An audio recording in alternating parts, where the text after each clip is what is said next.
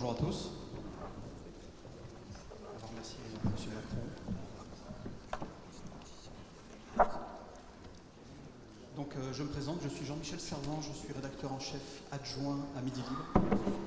Contrairement à beaucoup, la plupart d'entre vous, je ne suis absolument pas élu, je ne l'ai jamais été. L'Association des petites villes de France m'a demandé d'animer cette table ronde. Cette dernière table ronde de clôture sur une thématique qui m'a paru très intéressante, c'est pour ça que j'ai accepté de venir ici aujourd'hui.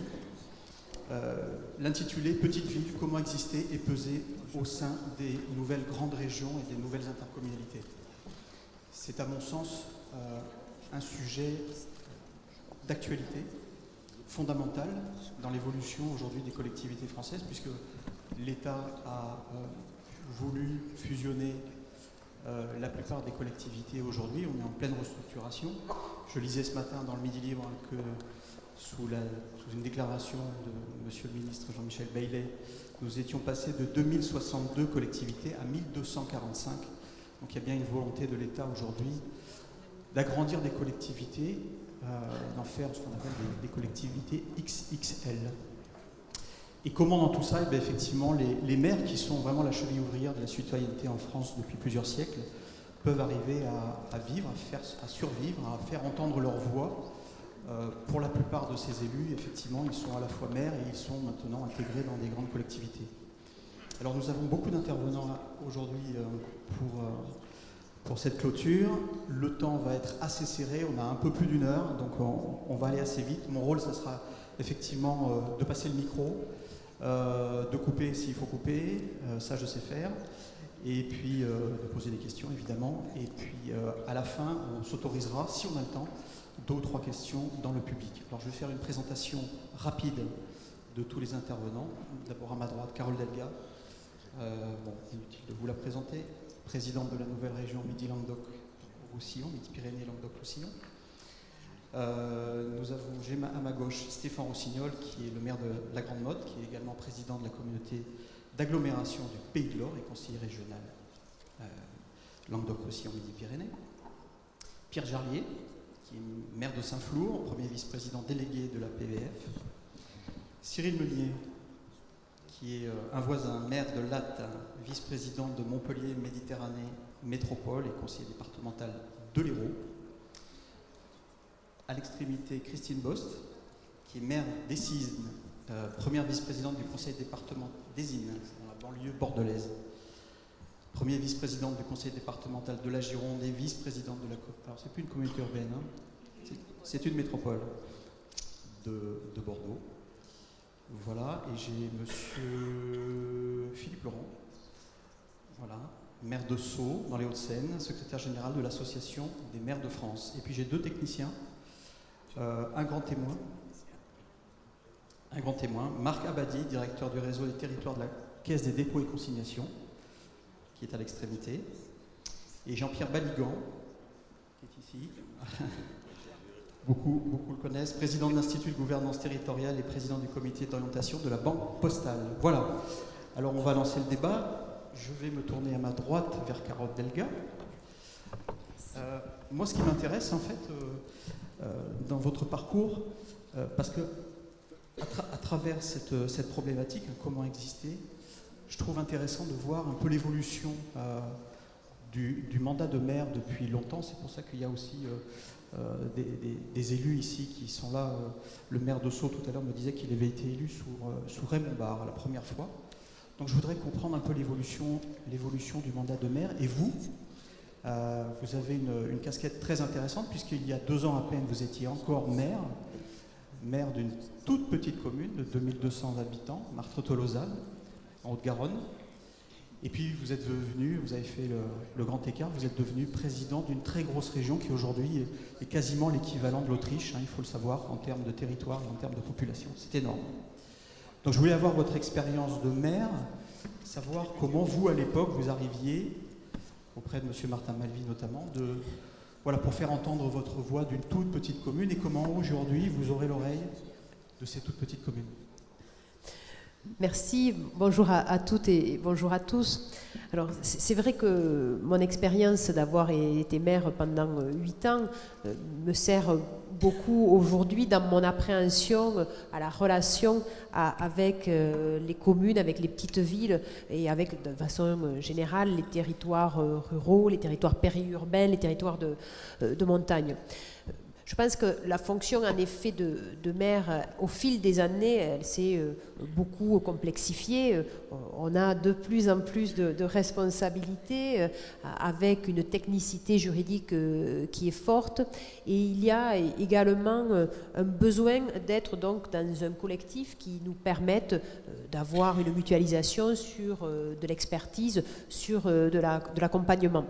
Donc, quand j'étais maire auprès de la région, donc à l'époque Midi-Pyrénées, et donc de son président Martin Malvy, il y avait les politiques territoriales qui étaient déjà fortement développées et qui nous permettaient d'avoir une grande proximité et d'avoir vraiment une écoute attentive. Bon, rappelez aussi que Martin Malvy a été aussi pendant longtemps maire de Figeac, donc il était quand même attentif à ce qu'il y ait une bonne écoute et à ce que les politiques régionales soient adaptées aux besoins des communes.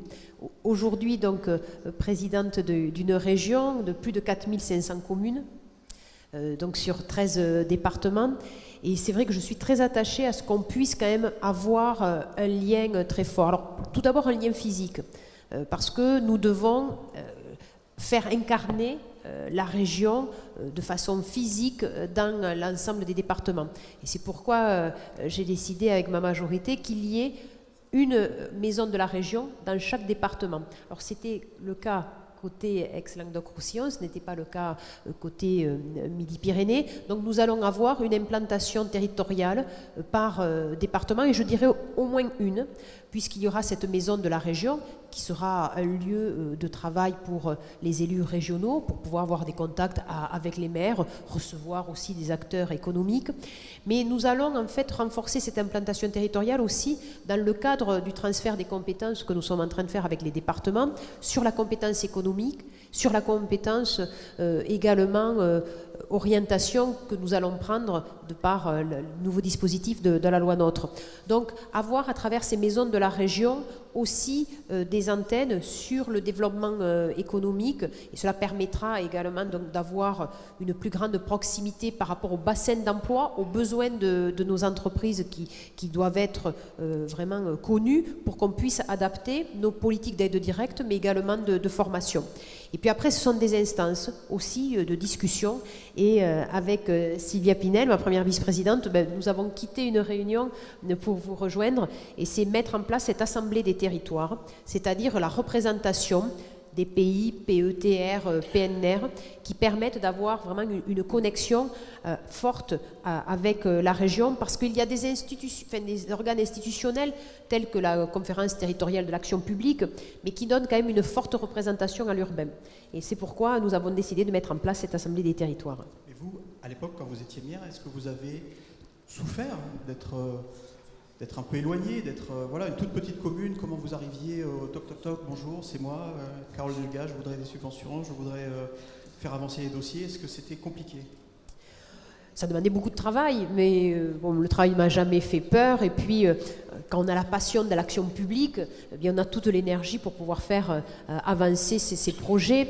Donc, en plus, moi, petite commune, dans un territoire voilà, très, très rural, où il y a vraiment peu de densité en termes d'habitants. Mais non, voilà, une forte motivation, et après, voilà, clairement, un appui qu'il y avait auprès de la région, auprès aussi du département de la Haute-Garonne. Donc cela demande voilà, beaucoup d'énergie, voilà, beaucoup de motivation. Mais voilà, je pense que maire est un mandat magnifique, et donc de pouvoir servir en direct ses concitoyens vous donne voilà, toute la niaque nécessaire pour faire avancer les dossiers. Donc, j'ai pas tellement souffert d'un isolement, mais je n'ai pas souffert parce que j'ai inscrit ma commune dans un réseau de collectivités et au sein de l'Association des petites villes de France. C'est comme ça que j'ai eu des responsabilités dans le bureau auprès de Martin Malvy et puis pendant quelques temps auprès d'Olivier Dussopt, mais après, voilà, le Premier ministre et le Président de la République m'ont nommé ministre, donc je ne suis pas restée longtemps. Très bien. Il y a un autre élu vers qui je me tourne, là, c'est le maire de Saint-Flour. Voilà. Je voulais avoir votre opinion également, parce que vous êtes un ancien élu, hein, vous avez été élu la première fois en 1993. 93, donc je crois oui. qu'en tant que maire, vous êtes le plus ancien ici. Je voulais avoir votre expérience, maire d'une petite commune du Cantal, magnifique. À l'époque, vous n'étiez que maire, et puis il y a des intercommunalités qui se sont développées, vous êtes devenu un délégué intercommunal. Quel est votre sentiment aussi sur l'évolution? Est-ce que vous pensez que votre mandat de maire à l'époque était beaucoup plus prestigieux? Vous aviez une voix auprès du département, du conseil régional que vous avez peut-être un peu perdu aujourd'hui? Je crois que la fonction de maire, elle a évidemment évolué parce que les compétences des communes aussi ont évolué et qu'aujourd'hui, on est arrivé avec un lien direct aujourd'hui entre les territoires et la commune. Moi, c'est ça que j'ai connu qui a vraiment beaucoup bougé. C'est-à-dire que quand j'ai été élu en 1993, on était vraiment sur des logiques purement communales. Aujourd'hui, on est dans des logiques où l'interface entre le territoire et la petite ville est absolument indispensable. Et il fonctionne grâce à l'intercommunalité, grâce aux politiques de projet qui sont mises en place. Et on voit bien aussi qu'il y a eu une évolution qui est liée directement à l'évolution du mode de vie et de la société aussi. Plus on avance, plus les gens sont mobiles, plus ils viennent travailler dans les petites villes-centres, plus ils habitent à l'extérieur. On voit que les problèmes de mobilité sont des sujets qui sont majeurs. Et on voit donc qu'on ne peut pas dissocier le développement d'une petite ville de celle du territoire qui l'entoure. Et dans le contexte actuel et dans une nouvelle stratégie avec des communautés qui vont être plus grandes, mais aussi avec ces grandes régions, avec les schémas régionaux d'aménagement du territoire qui vont être montés, moi je crois qu'il y a un enjeu absolument considérable dans lesquels les petites villes vont trouver leur place. Si au niveau des schémas régionaux d'aménagement du territoire, on les considère bien comme des pôles de vie, comme des pôles de lien social, comme des pôles d'équilibre, pour qu'on ait une véritable harmonie du développement du territoire autour des métropoles, mais aussi en dehors des métropoles, parce qu'ils constituent dans les secteurs ruraux des points de résistance très importants, des pôles de développement très importants. Dans les secteurs périurbains, ils constituent aussi des lieux dans lesquels on peut développer la qualité de vie, le lien social, et on a tellement besoin de tout ça dans les secteurs périurbains. Donc aujourd'hui, on est vraiment dans une mutation extrêmement intéressante. La petite ville va prendre toute sa place dans l'intercommunalité. On va pouvoir avoir des démarches qui n'étaient pas le cas il y a une vingtaine d'années, des véritables démarches de projet qui touchent tous les sujets, qui touchent les services, qui touchent la population, qui touchent le logement, qui touchent le développement économique, qui touchent la solidarité. Et on aura en face de nous une région qui a des compétences en manière d'aménagement du territoire, et c'est avec elle d'abord qu'il faut regarder tout ça. Et moi, je compte beaucoup sur cette notion qu'on a ajoutée dans la loi, qui est l'objectif d'égalité des territoires des régions, une notion à laquelle je tiens beaucoup parce que j'y ai un peu participé à un moment au Sénat, et de façon à ce que ce lien entre les dynamiques territoriales à laquelle tout à l'heure faisait référence M. Macron, on a vraiment intérêt aujourd'hui à profiter de cette dynamique territoriale, d'organisation territoriale, pour créer un lien entre la région et ces territoires pour effectivement qu'on puisse surmonter nos difficultés. Donc je crois qu'on est dans une situation extrêmement intéressante, de pleine mutation, mais qui sera ce qu'on en fera. Mais dans ces liens, et je veux terminer par là, ce qui me semble essentiel, c'est qu'à partir du moment où il y a des stratégies de territoire, il y a des volontés communes, qu'il y a des priorités qui ont été faites par les élus sur ces grandes intercommunalités autour des petites villes, eh bien il faudra que demain on puisse aussi avoir en face de nous une région qui contractualise et un État qui contractualise. C'est-à-dire de façon à ce qu'on puisse partager ces démarches de développement, qu'on puisse flécher les investissements, flécher les opérations, pour qu'on soit plus efficace pour le développement local. Voilà un petit peu comment je vois les choses. Vous vous sentez beaucoup mieux accompagné aujourd'hui qu'avant? Pardon? Vous vous sentez beaucoup mieux accompagné aujourd'hui qu'avant? Je pense qu'aujourd'hui, contrairement à ce qu'on a, en tout cas, pas mieux accompagné, enfin mieux accompagné, on voudrait être mieux accompagné, mais en tout cas mieux organisé. Parce que les outils, on les a aujourd'hui, à nous de nous en saisir. Merci de ce témoignage. Donc là, c'était une commune rurale. Là, pour les autres intervenants, ce sont des maires beaucoup plus périurbaines, voire très urbaines. Je vais donner la parole à Madame Bost, qui elle est maire d'une commune limitrophe à Bordeaux. Et donc je voulais savoir comment vous, à côté du Grand Bordeaux, vous arriviez à vivre. Alors vous avez plusieurs casquettes. Hein. L'avantage, c'est que on arrive à bien vivre quand même. vous arrivez à bien vivre. Oui. Vous avez beaucoup de casquettes. Oui, alors j'ai 3 casquettes. Donc je suis cumularde, ce qu'on appelle dans le milieu, puisque je suis maire de cette commune des Innes, qui est une commune de 22 000 habitants, qui est frontalière avec la ville de Bordeaux, qui donc appartient à Bordeaux Métropole. Et donc je suis également vice-présidente de Bordeaux Métropole. Et puis par ailleurs, je suis première vice-présidente du conseil départemental en charge de la politique des territoires. Et c'est plutôt de ça dont j'ai envie de parler, de rebondir sur ce qui vient d'être dit. Quel peut être aujourd'hui le rôle des départements dans une phase qu'on peut un peu qualifier de transition. On voit bien que les cadres législatifs nouveaux sont là. Et on voit bien la place prédominante qui est donnée dans le cadre légal à la région. Mais comment dans le moment, dans la période que l'on vit où les régions sont en train de s'installer, si j'en réfère aux propos tenus par Alain Rousset il y a quelque temps, il nous dit que nous, dans notre région Aquitaine, Limousin, Poitou-Charentes, il faudra au moins un mandat pour installer les choses convenablement. Donc en attendant, la place des départements et le rôle des départements, je pense, est important. Et les départements doivent pouvoir jouer ce rôle-là qui vient d'être évoqué, d'assembleur, d'animateur, entre guillemets, de projet de territoire. Nous, on est dans un département, la Gironde, qui a 1,5 million d'habitants, qui est assez vaste comme département, avec la particularité d'avoir donc la ville centre Bordeaux, la métropole qui compte un habitant sur 2. Et donc comment le reste du département, comment la dynamique de la métropole profite au reste du département. Donc c'est un peu la mission qui est, la feuille de route qui est la nôtre, d'essayer de construire des politiques territoriales, d'accompagner les autres territoires, mais aussi la métropole, dans une forme de dynamique et comment il y a une interaction entre ce qui se passe sur la métropole et comment ça peut profiter aussi aux autres territoires. C'est ce que l'on est en train de mettre en place à travers une politique qui s'appelle la politique des pactes territoriaux. On a divisé notre Gironde au niveau du département en 9 grands territoires et on a lancé depuis un an et demi une concertation, une consultation avec les acteurs et les partenaires de ces territoires pour définir avec chacun d'entre eux quelles sont les priorités, quels sont les projets prioritaires et les enjeux prioritaires sur lesquels il va falloir travailler pendant toute la durée du mandat.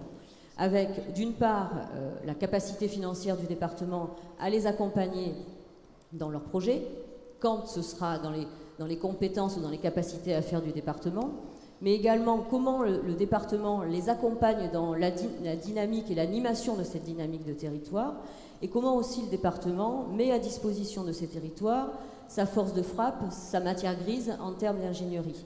Donc c'est la feuille de route qui est la mienne en tant que vice-présidente, sur laquelle on est en train de travailler pour faire en sorte de ce que j'appelle un peu la centrifugeuse à dynamique positive, et bien créer une émulsion qui permette de tirer notre territoire départemental vers le haut, dans cette immense région qui est la région Aquitaine, Limousin, Poitou-Charentes, 12 départements, donc il y a un gros morceau.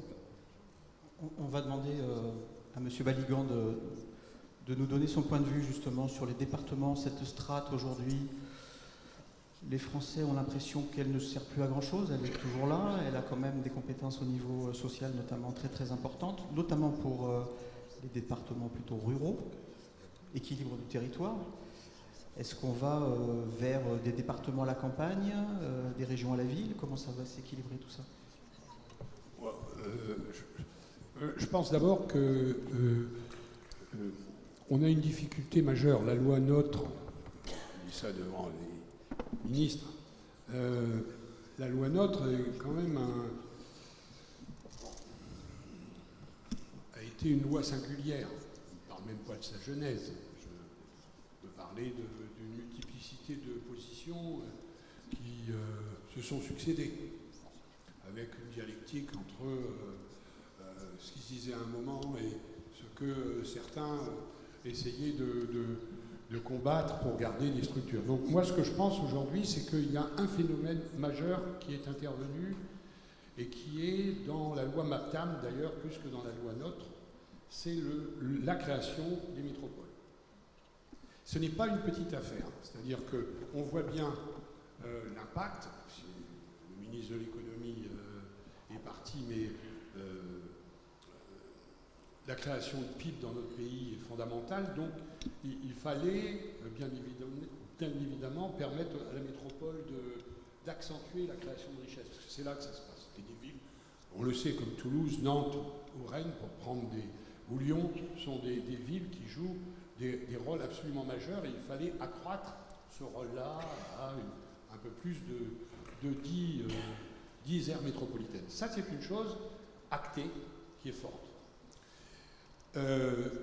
À côté, il y a tout le débat sur les petites villes, les villes moyennes, c'est-à-dire, et puis, quid du département, quid de la région. Moi, je pense qu'aujourd'hui, il y a un cadre qui a été fixé. Il faut essayer de travailler dans ce cadre, mais on va être obligé d'inventer des solutions. Hein. Parce que l'intérêt qui est toujours dans la loi MAPTAM, parce que je pense qu'il y a une vraie bonne loi, c'est la loi MAPTAM. Parce que dans la loi MAPTAM, il y a la métropole et il y a un autre dispositif qui a été occulté par le fait qu'on n'a parlé que des métropoles, c'est bien entendu la CTAP. C'est le fait qu'il y a une conférence territoriale d'action publique à laquelle on peut donner un statut. Comme toujours, ce sont nos collègues de l'ouest de la France, les Bretons et les Pays de Loire, qui ont beaucoup pratiqué ça avant même la loi. Avant même la loi. Sur des territoires qui n'étaient pas tous en bord de mer, hyper compétitifs, etc. Et quand vous regardez le développement de départements comme la Mayenne, la Vendée, voilà, un certain nombre de départements qui... l'intérieur breton, au départ, c'est pas formidable, et on voit que ça a fonctionné. Ça a fonctionné parce qu'ils ont inventé une ingénierie territoriale différenciée. Différenciée. Et je crois que c'est ça aujourd'hui. Ce qu'il faut arriver à faire, je le dis en présence de Carole, nous à la Banque Postale, on ne fait pas que nos notes de conjoncture qui sont devenues un peu des références sur les finances locales. On vient de sortir aussi un agenda pour chaque grande région, avec les PIB, avec... je pense que tu l'as déjà eu, mais on va le divulguer à l'ensemble des élus, y compris les maires à l'intérieur de chaque région, etc. Parce qu'il faut que maintenant, il faut qu'on mette ça en musique, quoi. Et mettre en musique, ça va être quoi? Moi, je crois qu'il y a une grande crainte, je préfère la dire, comme président de l'Institut de la décentralisation, j'ai toujours dirigé cette structure avec d'abord Adrien Zeller, qui était un grand président de région pour moi, pas de la même tendance que moi, mais nous, l'Institut, on a toujours voulu être transpolitique, parce que notre parti, c'est la décentralisation. Le reste, on n'a pas grand-chose à faire. Et très honnêtement, je pense qu'on a devant nous quelque chose de difficile.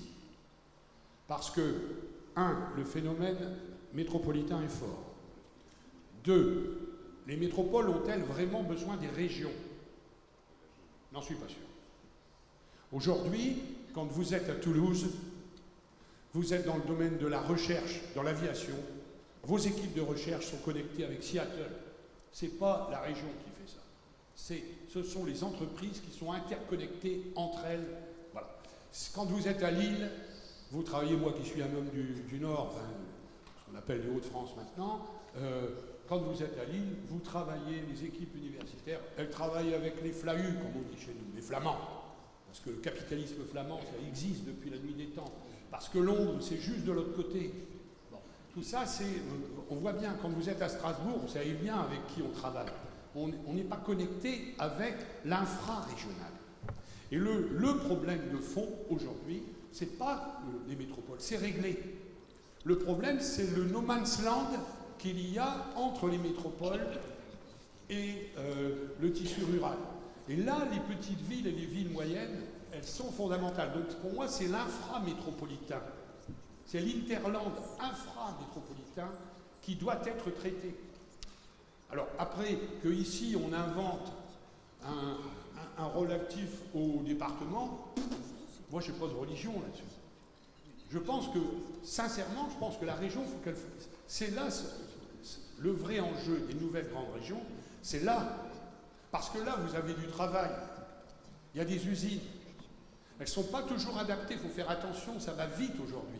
Donc la question de la formation professionnelle accélérée, il faut que ça soit, ça ne peut pas être que dans la métropole.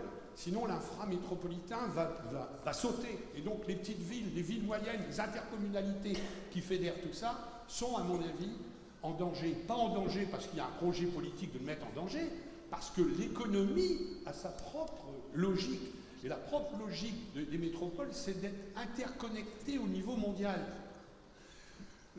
L'infra-métropolitain, ce qu'il y a en dessous, n'est pas obligatoirement connecté au niveau mondial. Et c'est là qu'il faut que la puissance publique agisse. C'est pour ça que je pense qu'il y a un rôle vraiment qu'il faut faire jouer et qu'il faut inventer cette... alors il faut l'inventer soit en fusionnant les départements. Moi je fais partie de ceux qui pensent qu'à certains endroits, il faudra que ce soit deux départements qui fusionnent, parce que c'est une manière de muscler. À tel autre endroit, c'est peut-être de faire, avec la région, une fédération des intercommunalités et avoir, par exemple, autour d'une maison territoriale, maison régionale départementale, pour prendre l'exemple, Carole, que tu viens de prendre, que je ne connaissais pas, mais j'essaie de réagir. Je pense que ça, c'est tout à fait intéressant. Si tout autour de la table, il y a, bien entendu, les intercommunalités d'agglomération et rurales qui agissent et qui s'articulent avec les politiques régionales. Ça, il faut faire attention au décrochage. La vraie peur que j'ai dans ce pays, où on pense que tout vient d'en haut, la loi MAPTAM, c'est une loi qui permet de faire des choses à partir d'en bas. Et ce pays crève du haut parce qu'il est incapable de manager le bas. Quand je dis le bas, c'est la société civile, c'est pas seulement les élus, c'est aussi la réalité économique, les chefs d'entreprise, etc. Donc voilà, je vais essayer de répondre à votre question parce que c'est ça l'ingénierie qu'il faut inventer. On va demander à votre voisin Philippe Laurent Assau, qui lui est dans l'aire urbaine de Paris. Oui. Avec qui vous travaillez, avec Paris, Seattle, Londres, ou avec vos voisins d'Antony ou d'Orly? Bon, écoutez, je ne suis pas sûr qu'il faille que je parle de la métropole du Grand Paris, des territoires, etc., parce que ça nous prendrait certainement beaucoup de temps, mais je suis prêt à en parler si vous le souhaitez. Mais je voudrais d'abord, en tant que secrétaire général de l'Association des maires de France, donc saluer la PVF, son président, son bureau, et je veux vous dire vraiment très sincèrement que je viens de parcourir le projet de résolution. La PVF est probablement l'association de villes, de maires qui est en réalité la plus proche de l'AMF dans les positions. Il se trouve que malheureusement nous avons dû reporter le congrès de novembre, et notre congrès a lieu donc la semaine prochaine. Bon, ça se trouve un peu bousculé avec les assises de la PVF qui étaient prévues auparavant, et donc il était tout à fait naturel qu'il n'y ait pas de modification, mais vous verrez, parce que beaucoup d'entre vous assisteront, j'espère que vous retrouverez, après la Grande Motte, le chemin de Paris pour assister au congrès de l'AMF. C'est un congrès aussi important. Vous verrez que les débats que nous aurons et que la tonalité de la résolution sera naturellement très proche de ce qui sera proposé, vous sera proposé dans un instant. Donc je veux vraiment saluer ça. Je veux dire aussi que la PVF et les dirigeants de la PVF tiennent une place très importante au sein des instances de l'AMF. Je parlais de Pierre Jarlier, d'Antoine Homé, de Pierre-Alain Roiron. J'en oublie sans doute, je n'ai pas eu l'occasion de voir tout le monde. Mais bon, il y a vraiment une très très bonne collaboration entre nos deux associations, et je m'en réjouis parce qu'il faut que les associations du bloc local d'une part, mais aussi l'ensemble des associations d'élus donc travaillent ensemble, car nous avons encore naturellement beaucoup de travail. Je veux dire aussi qu'il y a une volonté, je crois, très largement partagée de la part des élus locaux, maintenant que deux lois compliquées, importantes, bouleversantes ont été votées et sont en train de se mettre en place. Nous, maintenant, on a besoin de stabilité. Je le dis à Jean-Michel Baillet, mais je sais qu'il pense la même chose, parce qu'on en a déjà parlé. On a besoin de stabilité. Nous avons créé les conditions, nous avons créé le cadre, nous avons les outils. Bon, en tout cas sur le plan institutionnel, il ne faut pas en rajouter, il ne faut pas changer.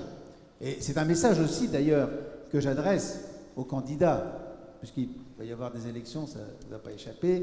Bon, c'est un message qu'on adresse aux candidats, ne bougez pas l'organisation institutionnelle. En revanche, ce qu'il faut que nous fassions, c'est de continuer à développer, ce qui a été dit d'ailleurs par l'ensemble de ceux qui se sont exprimés, la contractualisation entre nous.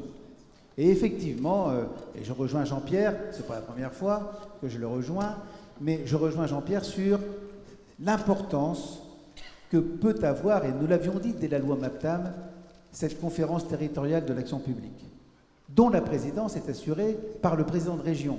Parce que j'ai le souvenir, au tout début des discussions, qu'il y avait une hésitation avec le préfet. Ça n'a pas duré longtemps, mais enfin quand même. Hein. Et donc, les parlementaires, parfois, ils font preuve de sagesse, parfois, pas toujours, mais les parlementaires ont donc décidé que ce serait le président de la région, et c'est une très bonne chose. Je crois que cet outil, qui malheureusement n'est pas encore complètement mis en place partout, moi je suis élu d'une région en Île-de-France dont le périmètre n'a pas changé, donc il n'y avait pas de raison... Bon. Mais cette CFTAP ne s'est jamais réunie. J'ai donc insisté avec d'autres auprès de la présidente de la région pour que cette conférence territoriale de l'action publique se réunisse au plus vite, parce que c'est le seul endroit où nous pouvons en réalité régler les petits différends qui s'expriment à travers d'articles de presse, de concurrence supposée entre la métropole du Grand Paris, la région, les départements de Petite Couronne, etc. C'est le seul endroit pour qu'on puisse régler ça, il faut qu'on se voit. Et il faut donc qu'on discute. Bon, on peut s'engueuler aussi, mais on peut espérer qu'entre gens de bonne compagnie... Non, c'est pas gênant de s'engueuler. Au début, puis après, bon, on discute. Voilà. Et donc, je crois que cette conférence de l'action territoriale de l'action publique est un lieu, doit devenir, et je pense qu'elle deviendra un lieu essentiel, et qu'elle sera le lieu à partir duquel nous développerons donc ces contractualisations. Parce que la situation, elle est de moins en moins homogène sur l'ensemble du territoire. Et c'est normal, c'est bien, nous sommes d'accord avec ça. Il n'y a pas d'homogénéité parce qu'il n'y a pas d'homogénéité d'histoire, il n'y a pas d'homogénéité géographique, il n'y a pas... Bon. Donc nous aurons des schémas de contractualisation qui seront naturellement différentes d'une région à l'autre, et c'est tant mieux. Je veux, pour terminer ce court propos, évoquer deux préoccupations, deux enjeux qui me paraissent vraiment essentiels. Le premier enjeu, Jean-Pierre en a parlé et le ministre l'a évoqué tout à l'heure, c'est évidemment la question de la métropolisation.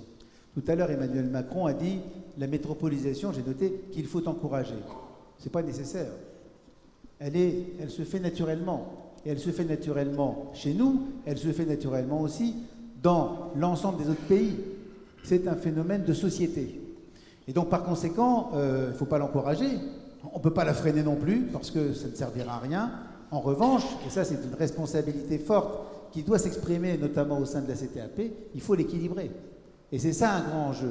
Et ça, je trouve que là, on a vraiment à faire preuve ensemble d'une capacité d'innovation importante, parce que si nous ne le faisons pas, je pense très sincèrement que l'État, dans une politique d'aménagement du territoire qu'il a quand même plus ou moins laissé tomber, n'est pas à même de le faire. Donc c'est effectivement, tu as raison, c'est au niveau des CTAP, c'est donc au niveau des régions, mais pas des régions conçues comme un territoire, pas comme une institution, que cet équilibre nouveau doit être trouvé entre la métropole et entre les métropoles et l'ensemble des autres territoires. Et naturellement, on le sait, les petites villes ont un rôle tout à fait essentiel à jouer. Et puis je crois qu'il y a un autre enjeu aussi, alors on va peut-être pas lancer le débat tout de suite là-dessus, mais je veux simplement l'évoquer, c'est l'enjeu du partage des ressources entre le niveau central et le niveau local, ou les niveaux locaux. On ne peut pas continuer à avoir des niveaux locaux, régions, départements, communes, etc., qui disposent de ressources fiscales qui sont des ressources basées sur des bases, bon, il faut bien le dire, obsolètes, et puis un État qui accapare en définitive l'ensemble des ressources basées sur des impôts modernes, évolutifs, équitables, enfin on va dire globalement équitables. Ça, c'est un vrai sujet. Si on veut avoir un pays équilibré, et dans lequel les pouvoirs locaux donc, disposent des moyens d'assurer leur responsabilité dans l'esprit que je viens de dire, il faut qu'on aboutisse, qu'on arrive un jour à une discussion sur le partage des grandes ressources fiscales entre l'État et les grandes collectivités territoriales. Ça, c'est un enjeu dont on ne parle jamais ou très peu. Je pense que c'est bien au-delà de toute modification institutionnelle dont j'ai dit qu'il ne fallait plus en parler. C'est un enjeu qui, je pense, sera l'enjeu également des prochaines années dans les discussions que nous aurons entre l'État et l'ensemble des collectivités territoriales. Merci. Je vais donner la parole à Stéphane Rossignol, maire de la Grande Motte, qui nous accueille chez lui. Mutualisation des moyens, mutualisation des finances. On sait que la Grande Motte, je ne refais pas l'histoire, jusqu'à présent, n'a jamais voulu intégrer la métropole de Montpellier. Ça s'est passé il y a 15 ans, donc des circonstances que l'on connaît avec Georges Frêche. Aujourd'hui, comment vous voyez cette métropole, cette intercommunalité, comment vous travaillez avec Montpellier ? Oui, justement, vous rappeliez cet épisode-là qui avait marqué les esprits, surtout dans notre territoire du Pays de l'Or, une communauté de communes qui avait été disloquée à ce moment-là pour faire fusionner 3 communes d'importance, Moguio, Carnon, la Grande Motte et Saint-Onès, dans l'agglomération de Montpellier. Ça a marqué les esprits parce que des référendums avaient été organisés, les populations n'étaient pas préparées à ce rapprochement forcé, et je crois qu'on vit sur un territoire où aujourd'hui on a tout. Et au moment où, justement, on a créé ces grandes régions, la nôtre, la présidente Carole Degas le rappelait, 13 départements, 4500 communes, on éloigne cet échelon régional de nos concitoyens, même si aujourd'hui la région, à travers les compétences qu'elle a obtenues avec la loi NOTRe, est devenue véritablement un échelon qui est essentiel dans le maillage territorial. Notre République est communale. Et aujourd'hui, on a bien vu au fil des années la mise en œuvre des intercommunalités, les communautés de communes, communautés d'agglomération, métropole maintenant. Il y a une évolution très rapide depuis les lois de fer de 82. Les mutations ont été énormes. Et pour des petites communes, elles n'ont pas été toujours faciles à digérer. Et on voit bien que nos concitoyens veulent un échelon proche d'eux. Alors on sait très bien qu'aujourd'hui, on ne peut plus continuer à avoir certainement 36 000 communes en France. Les moyens se raréfient et on voit bien que l'échelon intercommunal qui au départ pouvait faire peur parce qu'on obligeait des communes à se regrouper, alors elles le faisaient volontairement, des fois un peu moins volontairement, mais au moment où on a cette vaste région avec ces 2 échelons intermédiaires entre les villes et la région que sont les intercommunalités et le département, il faut que nos concitoyens puissent avoir cette proximité qu'ils ont d'abord à travers leurs élus locaux, les maires, les communes, et aujourd'hui ces intercommunalités qui permettent de porter des projets que les communes ne peuvent plus porter toutes seules. Quand on voit les compétences sur l'assainissement, le pluvial, les transports, l'habitat, ces intercommunalités aujourd'hui jouent ce rôle d'interconnexion. Et voilà, je crois qu'il faut aujourd'hui laisser les territoires se gérer. Il y a eu des rapprochements un peu forcés. Dans la dernière commission départementale de coopération intercommunale, des regroupements ont été effectués.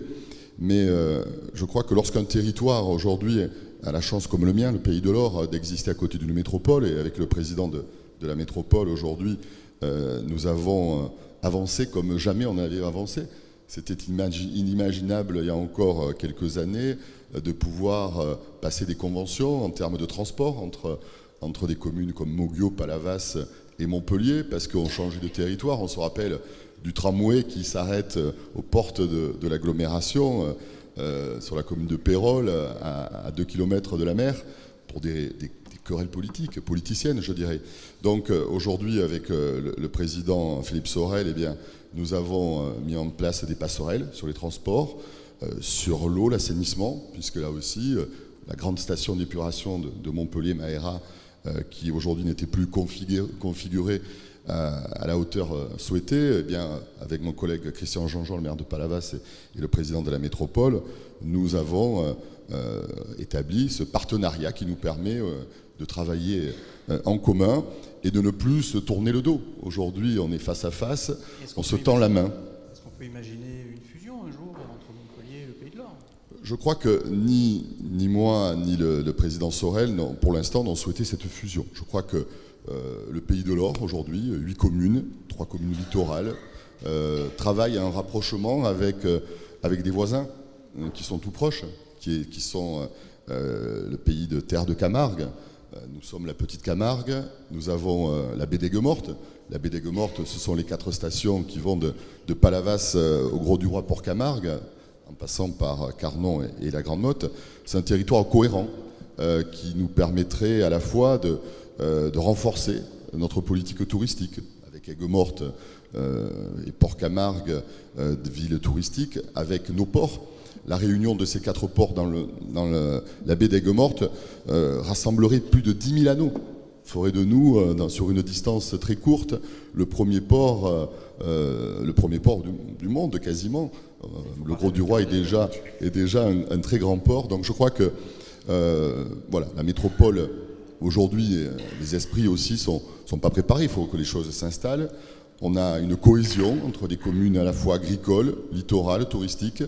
Et la métropole, je pense, ce que nous allons faire avec une concertation avec les intercommunalités qui entourent la métropole, ce qui a été appelé le G7, avec Nîmes, Sète, le Pays de l'Or, le Pic Saint-Loup, c'est déjà un premier partenariat qui annonce peut-être pour certains des volontés de mariage ou de fiançailles, mais en tout cas, c'est la manière dont je vois aujourd'hui l'évolution. Et puis un dernier mot, je dirais qu'aujourd'hui, ce qui dans ce pays bloque beaucoup le développement, c'est ces carcans administratifs. Entre le moment où les élus ont l'idée de lancer un projet, le moment où il va commencer, s'écoule de nombreuses années. On a le principe de précaution établi dans la Constitution, est un frein considérable aujourd'hui, un frein considérable. Je crois que beaucoup de candidats à la prochaine élection présidentielle veulent revenir sur ce principe-là. Et puis, à côté d'autres pays voisins européens, où on voit les délais qui sont beaucoup moins importants qu'en France, parce que nous devons passer... alors c'est bien qu'il y ait des contrôles, il en faut, bien entendu, mais il y a une trop grande différence entre les pays européens dans l'élaboration et le suivi des projets et leur réalisation. Alors, il y a une commune qui a joué à fond la carte de l'intercommunalité, c'est Latte. Oui, c'est Cyril Meunier, puisque pour vous retracer un peu l'histoire, quand Cyril est arrivé à la mairie, il y avait une décharge à ciel ouvert qui s'appelait le TOT. Il y avait une station d'épuration à ciel ouvert qui s'appelle... Enfin, vous pouvez revenir à Latte, c'est fini. Hein, parce que, à l'écouter, il manque plus qu'une... Sans parler de l'autoroute. Et donc, on n'a pas de centrale nucléaire, c'est la seule chose qui nous manque. Voilà. Non, je crois que je vais relayer ce qu'a dit Stéphane et une bonne partie des intervenants. C'est très intéressant. On se disait avec Marc Abedi qu'en 82, la loi sur l'intercommunalité est arrivée. Il y a quelques rédacteurs dans la salle. Et moi, à l'époque, j'étais pas maire. Je ne suis pas comme le maire de Saint-Flour, je suis là que depuis 15 ans. Mais j'étais consultant et je travaillais pour l'État à aller vendre l'intercommunalité dans les départements. Il faut se rappeler le chemin qu'on a fait. C'est extraordinaire. On n'avait pas d'intercommunalité et la réalité de la vie au quotidien de nos mairies nous a amené, même certains contraints, mais très peu contraints rapidement, à se mettre en intercommunalité. Et aujourd'hui, on est en train de se dire, à la fin de cette période de décentralisation, d'organisation territoriale, qui a démarré avec les lois de fer, bon, alors on fait quoi maintenant? Comment on s'organise? Alors, comme vous l'avez dit tout à l'heure, qu'est-ce qu'on fait de la métropolisation? On ne peut pas aller contre. C'est évident qu'on ne peut pas aller contre. Mais la plus évidente des erreurs qu'on aurait à faire, c'est de laisser des no man's land entre nos métropoles. Donc il faut traiter par convention. Ce que vient de dire Stéphane tout à l'heure, il ne faut pas que les métropoles soient égoïstes, travaillent seules en leur sein. Je suis la deuxième commune, hein. Enfin, pas moi, là, tu es la deuxième commune de la métropole de Montpellier. Il faut qu'on arrive à travailler, à tisser des liens. Mais même à l'intérieur de ces métropoles, on a des difficultés. Ici, qu'on soit maire de ville de 2500 à 25 000 habitants, qu'on soit dans le milieu rural, qu'on soit intégré à une métropole, dans une bonne intercommunauté, dans une intercommunauté qui ne fonctionne pas, on a tous les mêmes problèmes. Nous avons, dans toutes les lois, gardé la compétence générale. Le législateur n'est pas fou, évidemment qu'il nous la laisse. Il ne va pas nous faire le cadeau de nous retirer quelques compétences, puisque nous les assumons toutes par défaut.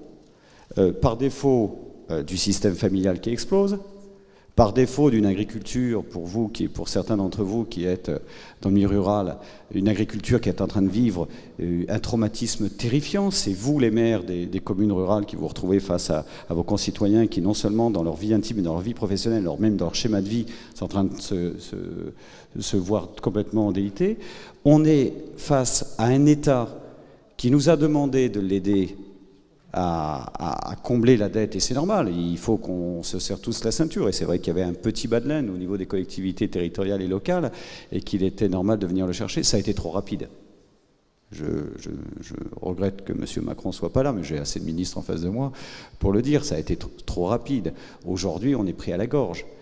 On a une organisation de la République des communes qui, même dans l'organisation des intercommunalités, a oublié quelques fondamentaux.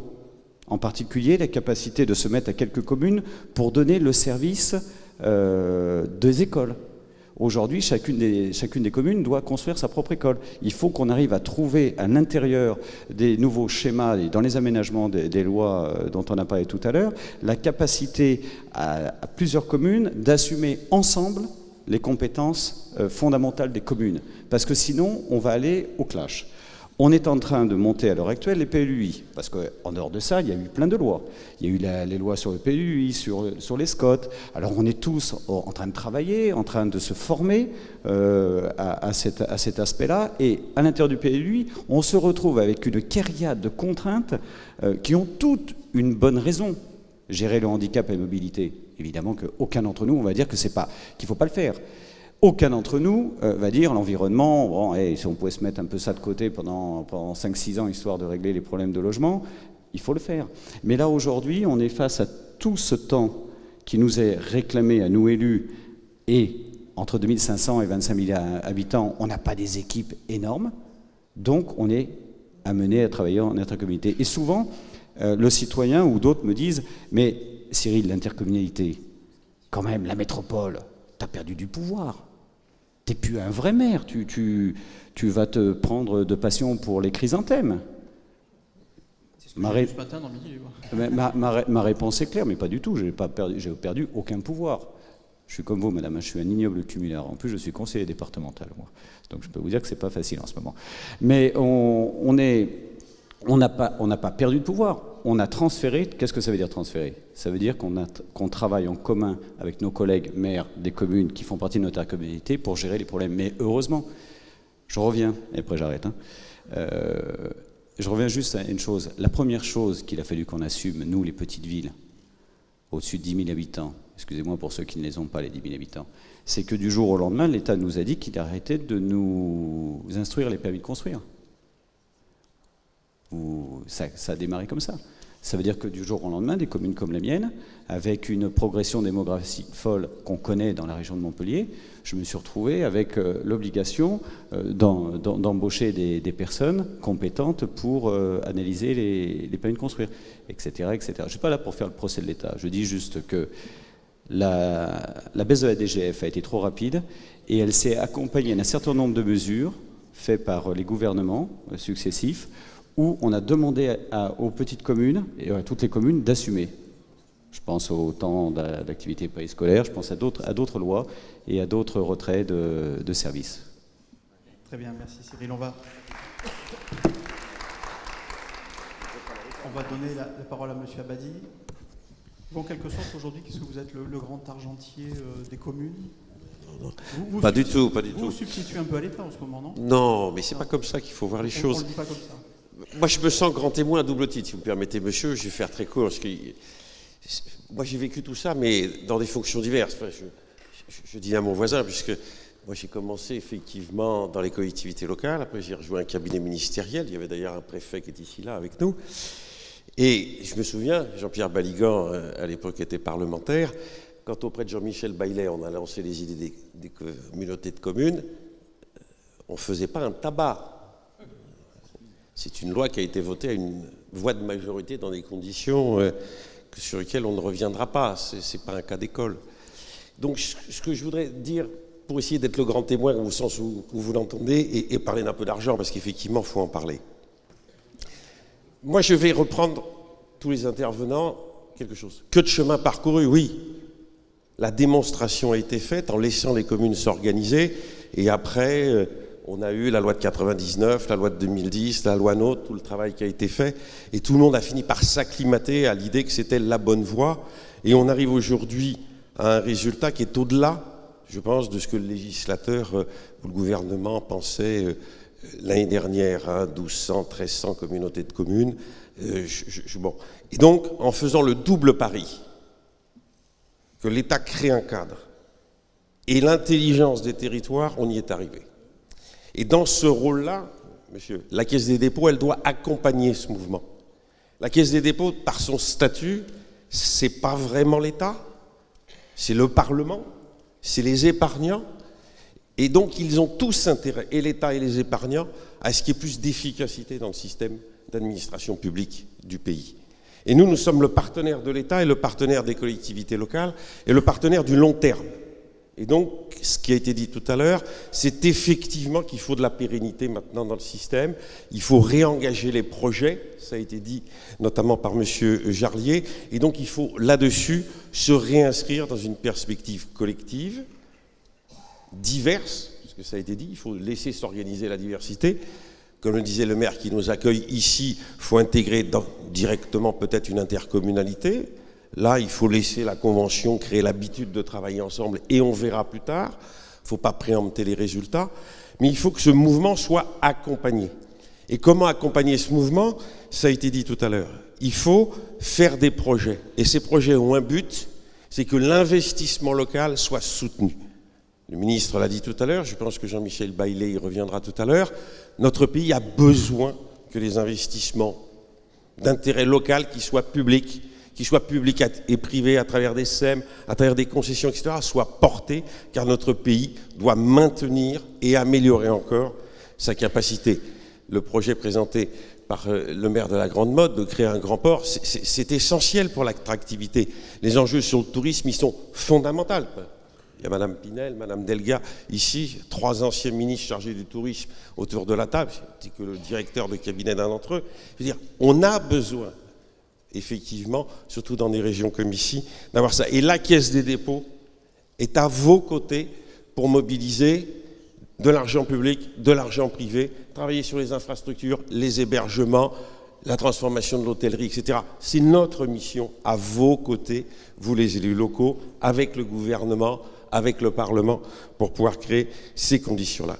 Et puis, il faut accompagner les transitions. Madame Bost l'a dit, il y a une transition territoriale. Cette transition territoriale se traduit par, d'une part, vous l'avez dit, un certain désengagement de l'État. Donc, il faut beaucoup plus d'ingénierie. Et nous travaillons Caisse des dépôts et le ministère chargé de l'aménagement du territoire pour offrir aux maires cette ingénierie territoriale pour accompagner ces transitions. La transition numérique, je ne reviens pas sur ce qu'a dit le ministre et le rôle de la Caisse des dépôts. La transition écologique et énergétique. Je n'oublie pas que j'ai traité avec M. Jarlier, avec Mme Boss, quand j'étais directeur de l'Agence de l'eau, ces sujets-là, tant c'est essentiel pour nos concitoyens. Et puis, la troisième chose, c'est que cette transition territoriale, ça a été dit par tout le monde, elle doit s'accompagner de nouvelles coopérations. Il faut que les métropoles tirent le développement des territoires qui les entourent, les petites villes, les zones interstitielles, les villes moyennes. C'est pour ça que la Caisse des dépôts s'est engagée, après que nous en ayons discuté, notamment avec Mme Pinel et avec Mme Delga, dans leurs fonctions antérieures, sur une politique de la Caisse des dépôts en direction des centres-villes et des centres-bourgs. Car c'est tout à fait essentiel que le maillage territorial de notre pays, sur lequel nous avons tout misé historiquement, soit maintenu, revu. Alors il faut le prendre différemment. Ce n'est pas qu'un problème d'accès au commerce au centre-ville. On parlait avec Martin Malvy, en attendant le ministre tout à l'heure, des problèmes du logement. Il faut imaginer de nouvelles solutions. Ces nouvelles solutions, bien entendu, elles ne seront pas les mêmes pour la métropole parisienne qu'ici, que dans le Grand Est, que dans la Grande Aquitaine, etc., etc. Donc il faut laisser les territoires.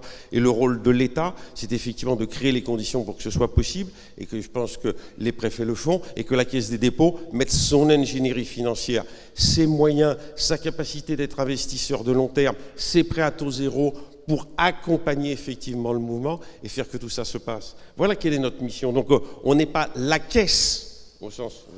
Ce que nous voulons faire avec le directeur général, qui connaît bien le sujet, lui il a écrit les lois de fer, c'est d'être la Caisse des dépôts de tous les territoires.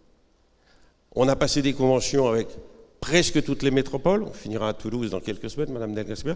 Nous passons des conventions avec toutes les régions, mais nous avons aussi une politique contractuelle, partenariale avec l'ensemble. C'est-à-dire, nous travaillons avec Olivier Dussopt, avec votre association, sur l'évaluation de ce qui est besoin en matière d'investissement public.